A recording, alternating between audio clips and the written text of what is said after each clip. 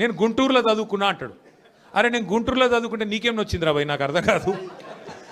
అప్పుడు ఆంధ్రప్రదేశ్ కలిసి ఉండే, నేను గుంటూరులో చదువుకున్నా, మళ్ళీ హైదరాబాద్లో చదువుకున్నా, పూనాలో చదువుకున్నా, అమెరికాలో చదువుకున్నా, నేను ప్రపంచం అంతా చదువుకున్నా. నీ లెక్క చదువు సందే లేకుండా తిరగలేదు. మీ అమ్మాయి నీకు చక్కగా తోవ చూపెట్టలేదు, నేనేం చేయాలి దానికి? నీ ఏడిపోయింది నా మీద. అవో వీనికి ఇంగ్లీష్ వస్తుంది అంటాడు. అరే నాకు వస్తే నీకేం నొప్పిరా నాయన, నేర్చుకో. నేను హిందీ నేర్చుకున్నా, ఉర్దూ నేర్చుకున్నా, రేపు అవసరమైతే గోర్మాటి భాష నేర్చుకుంటా. నువ్వు నేర్చుకో, నేను ఎవడ నాపిండా? నిన్ను వద్దన్నాడు ఎవడన్నా, నువ్వు కూడా నేర్చుకో. దానికి కూడా ఏడిపోయి నా మీద. నేనేం చేసిన? ఇంకొక అంటే నాకు ఎక్కడ గమ్మత్ అనిపిస్తుంది అంటే, నేను ఆంధ్రాకి పోయి ఇంటర్మీడియట్ చదువుకుంటే తప్పట, కానీ ఆయన ఆంధ్రాకి వెళ్ళి అల్లుడిని మాత్రం తెచ్చుకోవచ్చట.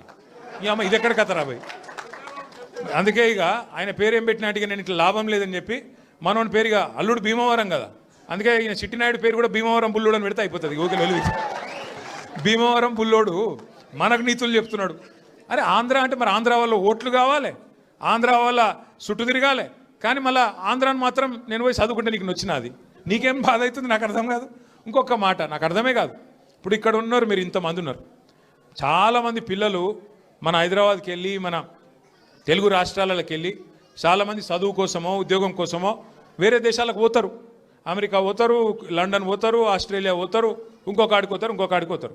ఆ దేశాలలో ఇళ్ళలో నౌకర్లు ఉండరు కదా. ఆ దేశాలలో ఏం చేయాలి? మనది మనమే పని చేసుకోవాలి, మన బట్టలు మనమే ఉతుక్కోవాలి, మన వంట మనమే వాడుకోవాలి, మన టాయిలెట్ మనమే క్లీన్ చేసుకోవాలి. ఈ పిచ్చోనికా ఏం తెలియదు, చదువుకున్న బాపత అయితేనేమో తెలుస్తుండే. ఇక మాట్లాడతాడు, ఏమంటాడు వీడు, ఇప్పటికీ అమెరికాలో బాత్రూమ్లు కడుగుతూనే అంటాడు నన్ను. అరే అమెరికాలో నా బాత్రూమ్ నేను కడుక్కున్నా, నీకేమో వచ్చిందిరా భయ్, నాకు అర్థం కాదు. అమెరికాలో ఎవరిది వాళ్ళు చూసుకుంటారు, పని చేసుకుంటే కూడా తప్పేనా? ఎవరి ఇళ్ళలో వాళ్ళు బాసాన్లు తోముకుంటే తప్ప, ఎవరి ఇళ్ళలో వాళ్ళు బట్టలు ఉతుకుంటే తప్ప? అంటే మరి మా ఆడపిల్లలు మీరందరూ ఉన్నారు, ఇంటి పని అంతా మీరే చేస్తారు, మరి ఇంటి పని మొత్తం మీరు చేస్తారు తప్ప అది?